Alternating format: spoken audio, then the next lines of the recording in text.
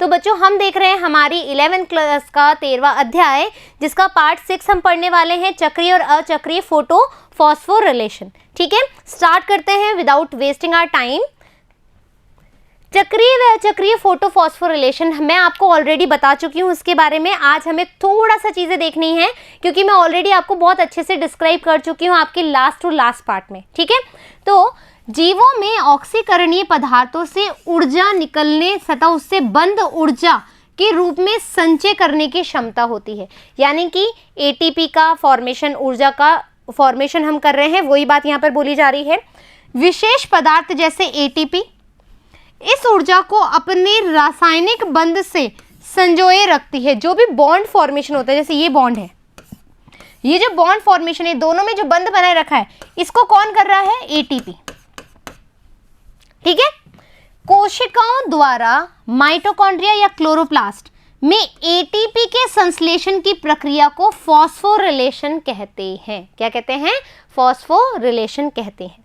ठीक है, फोटोफॉस्फोरिलेशन वह प्रक्रिया है जिसमें प्रकाश की उपस्थिति में एडीपी तथा अकार्बनिक फॉस्फेट से एटीपी का संश्लेषण होता है। आओ समझाती हूँ। तो अब देखो हमारे पास क्या है,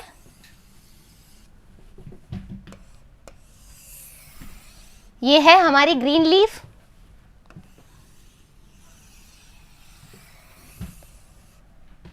देखो ये तो है पत्ती, ये है मीजोफिल। मीजोफिल में हमारे पास है यहां पर माइटोकॉन्ड्रिया, माइटोकॉन्ड्रिया। ठीक है, ये है हमारा क्लोरोप्लास्ट, क्लोरोप्लास्ट। ठीक है, अब क्या हुआ, हमने भी बोला कि एनर्जी का जो निर्माण हो रहा है वो माइटोकॉन्ड्रिया से हो रहा है, क्लोरोप्लास्ट से हो रहा है। हाँ बिल्कुल ठीक है, आ जाओ कैसे। देखो ग्लूकोज प्लस O2 ये क्या बनाता है? पायरुवेट। पायरुवेट, ये पायरुवेट कहां पर जाता है? माइटोकॉन्ड्रिया में। ठीक है, पायरुवेट जाता है, यहां पर अपने पास क्या बन रहा है? एटीपी का फॉर्मेशन होगा। ठीक है, आपको पता है इलेक्ट्रॉन ट्रांसपोर्ट चेन में जाएगा, ईटीएस इलेक्ट्रॉन ट्रांसपोर्ट चेन होगी और हमारे पास क्या बनेगा? एटीपी का फॉर्मेशन। तो ये सही कह रहा है कि माइटोकॉन्ड्रिया भी एटीपी का फॉर्मेशन करता है। यहां से अपने पास CO2 आ रही है। ठीक है, यहां से अपने पास CO2 आ रही है और आपको पता है पत्तियों के पास क्या होता है? स्टोमेटा। पत्तियों के पास क्या होता है? स्टोमेटा। ये देखो स्टोमेटा और स्ट्रोमा अलग अलग है। स्टोमेटा, स्टोमेटा क्या? इस तरीके का, जब पानी और उसकी ऑक्सीजन की निकालना और डालना होता है तो ये ओपन हो जाते हैं, फिर बंद हो जाते हैं, गैसों का विनिमय करता है स्टोमेटा। तो यहां से क्या आ रही है? CO2, जा क्या रही है? O2। ठीक है, ये CO2 भी आ रही है, यहां से CO2 भी आ रही है, तो क्या हो गया? CO2 प्लस H2O है ना, क्या बना रहा है? C6H12O6 प्लस O2 बना रहा है। और ये O2 कहां जा रही है? ये O2 जा रही है यहां पे। इस तरह की जो रिएक्शन है वो प्लांट में होती है और एटीपी का फॉर्मेशन। यहां से भी क्या बनेगा अपने पास? एडीपी प्लस पीआई एटीपी है ना। इसके अलावा क्या बनेगा? एनएडीपी, एनएडीपी से क्या बनेगा? NADPH प्लस, ये हम पढ़ चुके हैं ऑलरेडी। तो एनर्जी का फॉर्मेशन हो रहा है, कब हो रहा है? कि माइटोकॉन्ड्रिया में भी हो रहा है और क्लोरोप्लास्ट में भी हो रहा है। यही चीज हमने बोली है इधर कि फोटोफॉस्फोरिलेशन वह प्रक्रिया है जिसमें प्रकाश की उपस्थिति में एडीपी व अकार्बनिक फॉस्फेट से एटीपी का संश्लेषण होता है। और कौन सी कोशिकाएं आती हैं? Mitochondria, chloroplast. हमने यही बोला है कि यहाँ पर सूर्य का प्रकाश आया, ठीक है, और सूर्य के प्रकाश में ये रिएक्शंस हमारी हो रही है जिससे कि एटीपी का फॉर्मेशन हो रहा है। Get it? अब जब दो फोटो सिस्टम क्रमिक कार्य करते हैं जिसमें पीएस सेकंड पहले और पीएस दूसरे क्रम में कार्य करें तो ये प्रक्रिया कहलाती है अचक्रीय फोटोफॉस्फोरिलेशन, जो हम पढ़ चुके हैं। ठीक है, अचक्रीय में क्या होगा? पीएस सेकंड, इलेक्ट्रॉन आया, फिर PS फर्स्ट में पकड़ा और फिर यहाँ पर क्या बन गया, NADP से NADPH+ बन गया। ये हम पढ़ चुके हैं, ठीक है। लेकिन जब चक्रीय, और इसका उदाहरण क्या है हमारे पास, Z स्कीम हमने देख लिया। ये ATP तथा NADPH+ दोनों ही इस प्रकार के इलेक्ट्रॉन प्रवाह द्वारा संश्लेषित होते हैं। दोनों में क्या होता है, इलेक्ट्रॉन का प्रवाह हो रहा है। जब केवल, अब सुनो, जब केवल PS फर्स्ट ही काम कर रहा हो, ठीक है, तो क्रियाशील हो रहा है, PS फर्स्ट एक्टिव है, PS सेकंड एक्टिव नहीं है, और इलेक्ट्रॉन फोटो सिस्टम में ही घूमता रहता है। इलेक्ट्रॉन आया, वापस आया और वापस से आ गया, ठीक है, ये घूम रहा है, चक्रीय अवस्था में आ रहा है। तो इस तरह का, और फॉस्फोरिलेशन इलेक्ट्रॉन चक्रीय प्रवाह में हो रहा है।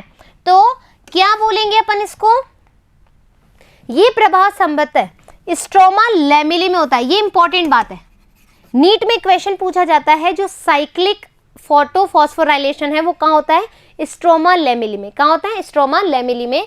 ग्रेना की झिल्ली अथवा लैमेला में PS फर्स्ट और PS सेकंड दोनों ही होते हैं। ये हम ऑलरेडी पढ़ चुके हैं, ये हम ऑलरेडी दे चुके हैं कि ग्रेना की झिल्ली में और लैमेला में PS फर्स्ट और सेकंड दोनों होते हैं। लेकिन जब स्ट्रोमा लैमेली में झिल्लियों में PS सेकंड और NADP रिएक्टेड एंजाइम नहीं होते हैं, यानी कि स्ट्रोमा लैमेली में क्या होता है, सिर्फ फोटो सिस्टम, स्ट्रोमा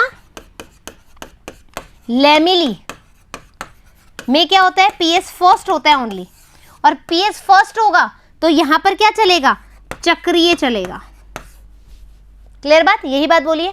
उत्तेजित इलेक्ट्रॉन NADP में पारित नहीं होता, यानी कि अब देखो क्वेश्चन क्या है, तुम्हें ये बताना है कि जो नॉन साइक्लिक और साइक्लिक रिएक्शन है, साइक्लिक रिएक्शन हम पढ़ रहे हैं, नॉन साइक्लिक हम पढ़ चुके हैं।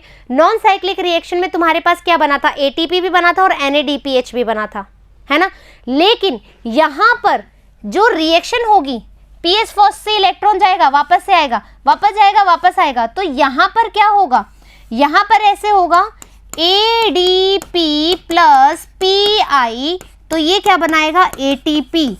तो चक्रीय फोटोफॉस्फोरिलेशन में हमेशा केवल ATP का निर्माण होगा, फोटो सिस्टम फर्स्ट ही काम करेगा और स्ट्रोमा लैमेली में होगा। लेकिन अचक्रीय फोटोफॉस्फोराइलेशन कहाँ होगा, वो होगा हमारा ग्रेना में और स्ट्रोमा लैमेली में। PS सेकंड PS फर्स्ट दोनों काम आते हैं, वहाँ पर ATP बनता है और NADPH भी बनता है। इसके अलावा जो एक्टिव होता है वो वहाँ पे PS सेकंड होता है, PS फर्स्ट नहीं होता है, और वहाँ पे जल के अपघटन की आवश्यकता भी पड़ती है। PS फर्स्ट कॉम्प्लेक्स में इलेक्ट्रॉन प्रवाह श्रृंखला चक्रित होता रहता है, चक्रित होता रह रहा है। अतः चक्रीय प्रवाह में केवल ATP का ही संश्लेषण होता है, ना कि इसका। इंपॉर्टेंट बात, चक्रीय फोटोफॉस्फोरिलेशन तभी होता है जब उत्तेजना के लिए प्रकाश तरंग दैर्ध्य क्या होगा, 682 नैनोमीटर हो, तभी चक्रीय फोटोफॉस्फोरिलेशन तभी होता है तब उत्तेजना के लिए प्रकाश की तरंग दैर्ध्य कितनी हो, 682 नैनोमीटर से अधिक हो। क्यों, क्योंकि ये कितनी है, 700, 680 से ज़्यादा है तभी ये चलेगा चक्रीय वाला। यदि 680 तक है तो कौन सा चलेगा, Z स्कीम वाला, यानी कि नॉन साइक्लिक रिएक्शन चलेगा। आशा करती हूँ कि आपको ये टॉपिक बहुत अच्छे से समझ में आया होगा। पूरी कोशिश मेरी जारी है बच्चों। देखो टॉपिक टफ है, मैं नहीं चाहती कि आपको ना समझ में आए, लेकिन प्लीज़ आप समझने की कोशिश करो और मुझे कमेंट करके ज़रूर बताना कि समझ में आया कि नहीं आया, ठीक है, क्योंकि मैं भी बहुत मेहनत कर रही हूँ और मैं चाहती हूँ कि ये टॉपिक आपका क्लियर रहे। नीट में बहुत क्वेश्चंस आते हैं, किसी भी कंपटीशन एग्जाम में फोटोसिंथेसिस पूछा जाता है, 11th में भी बहुत वेटेज वाला चैप्टर है।